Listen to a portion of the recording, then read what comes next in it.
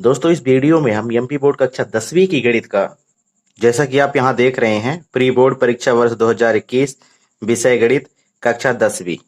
ठीक है, यही पेपर आज हम सॉल्व करने वाले हैं। तो चलिए शुरू करते हैं। प्रश्न फर्स्ट है, सही विकल्प चुनकर लिखिए। ठीक है, पहले का पहला दिया है कि जब a1/a2 बराबर b1/b2 बराबर नहीं c1/c2 हो तो निकाय a1x plus b1y plus c1 बराबर 0 व a2x plus b2y plus c2 बराबर 0 का कैसा हल होगा। ठीक है, तो जब ऐसी सिचुएशन रहेगी तो वहां पर कोई हल नहीं होगा, तो इसका आंसर होगा option number B. Number second है, द्विघात बहुपद ax square plus bx plus c के शून्यक अल्फा और बीटा हो तो अल्फा इंटू बीटा का मान होगा। ठीक है, अल्फा इंटू बीटा यानी कि शून्यकों का गुणनफल, तो इसका मान होगा c/a। ठीक है, तो यहां पर इसका करेक्ट आंसर हो जाएगा option number A. Number third है, यदि दो संख्याओं का गुणनफल 32 व एचसीएफ 8 हो तो एलसीएम होगा। तो इसको सॉल्व कर लेते हैं। सॉल्व करने के लिए हम फार्मूला यूज करेंगे, दो संख्याओं का गुणनफल बराबर एचसीएफ इंटू एलसीएम। ठीक है, इस प्रकार से दो संख्याओं का गुणनफल बराबर एचसीएफ इंटू एलसीएम।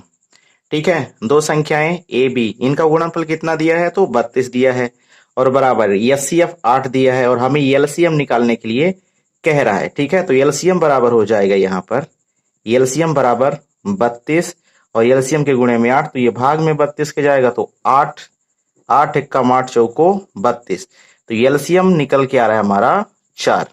ये इसका राइट आंसर होगा। तो टिक कर लेते हैं ऑप्शन नंबर ए को। ठीक है, यहां पर ऑप्शन नंबर ए करेक्ट होगा। चलिए 4 नंबर की ओर, द्विघात समीकरण x square plus B x plus C बराबर 0 के दो बराबर वास्तविक मूल होते हैं यदि, यहां पर बराबर और वास्तविक मूल की बात की जा रही है, तो इसका राइट आंसर हो जाएगा option number C, B square minus 4ac बराबर 0। इस स्थिति में दो बराबर और वास्तविक मूल होते हैं और यदि बी स्क्वायर माइनस 4ac बड़ा हो 0 से तो वास्तविक मूल होंगे। एक और सिचुएशन जान लेते हैं यहाँ पर, यदि बी स्क्वायर माइनस 4ac छोटा हो 0 से तब यहाँ पर कोई वास्तविक मूल नहीं होता है। तो आपको याद रखना है कि जब बी स्क्वायर माइनस 4ac बराबर 0 रहेगा तो दो बराबर वास्तविक मूल होंगे, बी स्क्वायर माइनस 4ac बड़ा रहेगा 0 से तो यहाँ पर वास्तविक मूल होंगे और बी स्क्वायर माइनस 4ac छोटा रहेगा यदि 0 से तब यहाँ पर वास्तविक मूल नहीं होंगे। तो इसका राइट आंसर क्या हो जाएगा, यहाँ पर बी स्क्वायर माइनस 4ac बराबर 0। नंबर 5 है, एपी का प्रथम पद ए तथा सार्वधातुक डी हो तो एनवा पद होगा। तो ए एन बराबर होता है ए प्लस एन माइनस 1d, यानी कि ऑप्शन नंबर डी इसका करेक्ट होगा। इस प्रकार से प्रश्न क्रमांक 1 कंप्लीट होता है। प्रश्न क्रमांक 2 को सॉल्व कर लेते हैं। प्रश्न क्रमांक 2 है, रिक्त स्थानों की पूर्ति कीजिए। ठीक है, नंबर फर्स्ट में दिया है सभी वर्ग होते हैं, क्या होते हैं तो समरूप होते हैं, तो यहां आपको लिखना है समरूप, समरूप। फिर वृत्त के दो बिंदुओं पर प्रतिच्छेद करने वाली रेखा को क्या कहते हैं, तो यहां पर छेदक रेखा कहते हैं, तो यहां आपको लिखना है छेदक, छेदक रेखा। ठीक है, यहां पर छेदक रेखा होगा। नंबर थर्ड है कि एक वृत्त की बिंदी बिंदी समांतर स्पर्श रेखाएं हो सकती हैं, तो यहां पर केवल दो समांतर स्पर्श रेखाएं होंगी। ठीक है, किसी वृत्त की केवल दो ही समांतर स्पर्श रेखाएं हो सकती हैं, इसके अलावा और नहीं हो सकती। नंबर 4 है, दो घनों को आपस में जोड़ने पर प्राप्त होता है। यदि हम दो घनों को जोड़ेंगे तो हमें प्राप्त होगा घनाभ, तो यहां आपको लिखना है घनाभ। ठीक है, इसी प्रकार नंबर 5, आंकड़ों में सर्वाधिक बारंबारता वाला पद कहलाता है, तो इसका हो जाएगा बहुलक, यहाँ पे आपको लिखना है बहुलक। ठीक है, तो रिक्त स्थान भी कंप्लीट हो चुका है। अब आगे आ जाते हैं। प्रश्न 3, निम्नलिखित में सत्य असत्य लिखिए। तो देखिए यहाँ पर फर्स्ट में दिया है असंभव घटना की प्रायिकता शून्य होती है, तो यदि कोई घटना संभव है, ना घटने वाली है, तो उसकी प्रायिकता शून्य ही होगी, अर्थात ये सत्य है, तो यहाँ पर आपको लिखना है सत्य। ठीक है, फिर सेकंड में आर त्रिज्या वाले वृत्त का परिमाप 2πr होगा, यह कथन भी सत्य है। ठीक है, परिमाप अर्थात परिधि, परिधि को ही परिमाप कहते हैं, तो परिधि क्या होती है 2πr होती है। ठीक है, इसके बाद थर्ड में दिया है वर्ग चिन्ह बराबर ऊपरी वर्ग सीमा प्लस निम्न वर्ग सीमा अपान 2, तो यह कथन भी यहां पर सत्य है। ठीक है, अब इसके बाद नंबर 4 है, एक वृत्त का व्यास 14 सेंटीमीटर है तो उसकी त्रिज्या 28 सेंटीमीटर होगी, तो यह कथन असत्य है। यदि व्यास 14 सेंटीमीटर का है तो उसकी त्रिज्या व्यास की आधी होती है, अर्थात 7 सेंटीमीटर होगी। लेकिन यहाँ 28 सेंटीमीटर दिया है, इसलिए यह कथन क्या होगा? असत्य होगा। ठीक है। नंबर 5 में दिया है एपी 1 3 5 7 9 का प्रथम पद 3 है, तो प्रथम पद में 1 है। यहाँ पर आप देख सकते हैं कि प्रथम पद में 1 है, तो यह कथन भी असत्य है। अब प्रश्न क्रमांक 4 है, प्रत्येक का एक शब्द वाक्य में उत्तर लिखिए। या तो शब्द में या फिर वाक्य में आपको आंसर लिखना है। तो नंबर फर्स्ट में दिया है, प्रेक्षक की आंख से देखी गई वस्तु के बिंदु को मिलाने वाली रेखा क्या कहलाती है? तो यह रेखा दृष्टि रेखा कहलाती है। तो यहां आपको लिखना है दृष्टि रेखा, दृष्टि रेखा।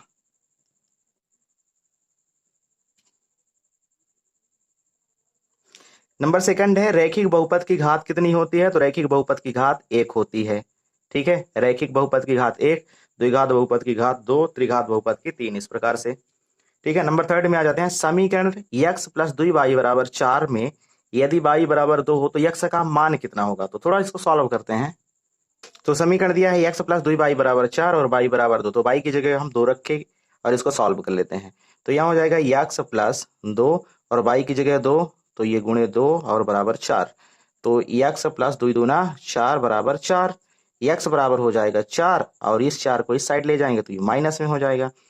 तो x बराबर यहाँ पे 0। तो यहाँ आपको लिखना है x बराबर 0। फिर नंबर 4 है, द्विघात समीकरण के मूलों की अधिकतम संख्या कितनी होती है? तो यदि समीकरण द्विघात है तो मूल 2 होंगे, यदि त्रिघात है तो मूल 3 होंगे, यदि रैखिक है तो मूल 1 होंगे। तो इस प्रकार से हम कह सकते हैं कि द्विघात समीकरण के मूलों की अधिकतम संख्या जो होगी वो 2 होगी। ठीक है। नंबर 5 है, बिंदु ए 3 4 की ओ 0 0 से दूरी क्या होगी? तो इस दूरी को फाइंड करते हैं।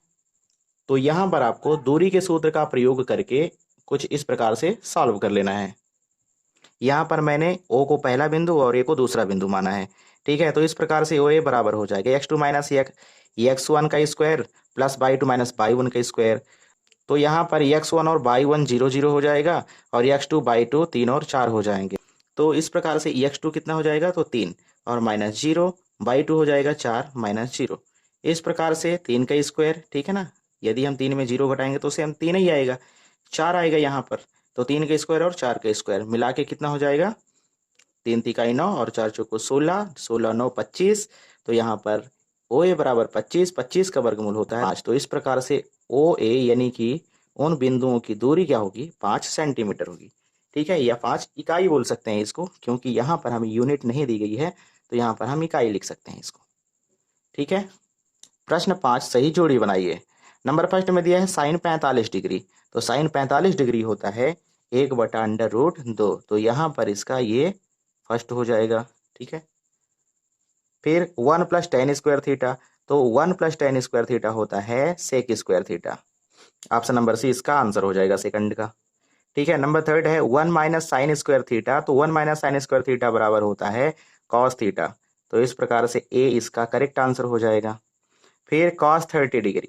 तो कॉस 30 डिग्री होता है √3/2।